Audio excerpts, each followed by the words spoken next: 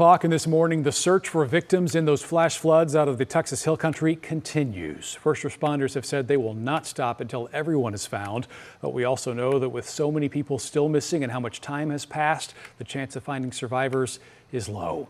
ABC's Trevor Ault is live in Kerr County this morning. And Trevor, I understand that you got to make a visit to one of those destroyed summer camps. How would you describe the scene you saw? I mean, Mark, it's unfathomable when you see it on the ground. So we were able to gain access to Heart of the Hills, which is a girls' camp. It's just up the road from Camp Mystic, the place where so many young girls were swept away, dozens of them killed. Now, thankfully, Heart of the Hills, where we visited, was not in session. It was supposed to begin on Sunday, but the owner there, Jane Ragsdale, she lived on the property and she died inside her home. She called her brother, who took us there to the camp at 3:30 in the morning.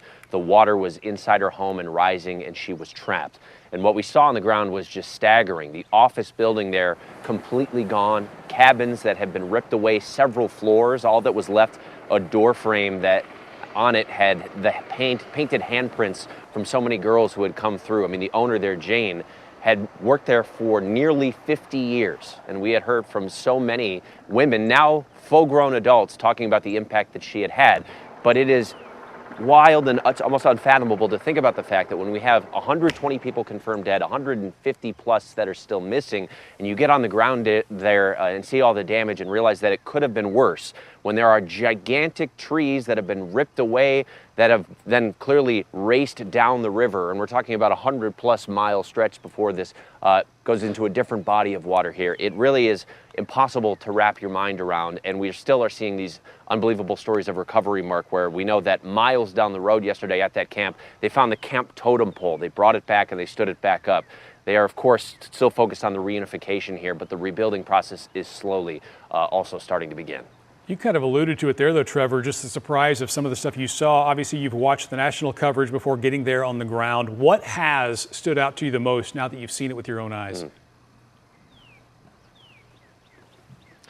I mean, the scale of it is remarkable, having covered a lot of different deadly disasters. It almost reminds you of a large path of a tornado outbreak that you might see in the Midwest, where it stretches for miles and miles. The force of it is staggering. And then I think what also has been really difficult to wrap my head around, Mark, is seeing these rescue teams on the ground. I mean, we're going to pan over here to show you a little bit of what we're looking at, but this is just one area. They actually have to literally dig through several feet of mud and debris to find one survivor.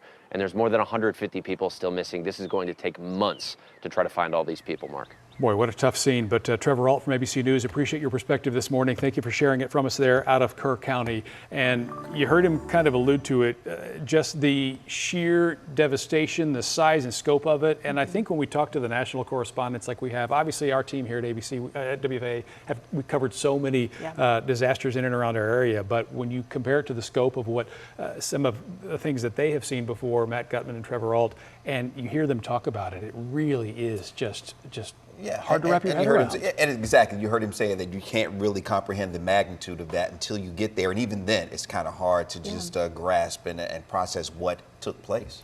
We got to hear, I think, yesterday from some of our first responders who are out there who are saying, just reiterating, they're having to pull layers. They're having to go through piles of debris. They're dealing with weather. They're dealing with so many different elements. It's, I mean, staggering, unimaginable, the words we're using. It's tough. Yeah.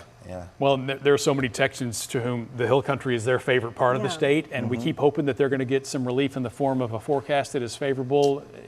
Any chance of the rains let up for them? Yeah, the rains will be letting up. That will certainly be the case today, heading into tomorrow as well. So we'll see that activity continuing to wind down across central Texas. Here across North Texas, we've had our share of thunderstorms as well.